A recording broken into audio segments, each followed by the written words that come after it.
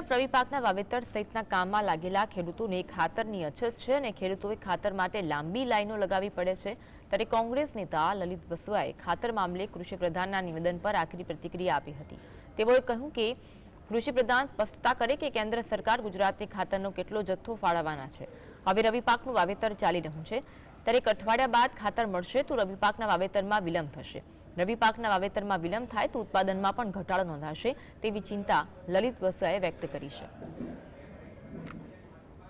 અને કૃષિ મંત્રી અઠવાડિયાની અંદર ખાતર આવવાની વાત કરે છે તો કૃષિ મંત્રીને એટલો ખ્યાલ હોવો જોઈએ કે રવિ પાક વાવેતર માટેનો સમય વીતી રહ્યો છે અને પાછળથી રવિ પાકનું વાવેતર કરવામાં આવે કે લેટ વાવેતર કરવામાં આવે તો એના ઉત્પાદન ઉપર એની અસર થાય છે।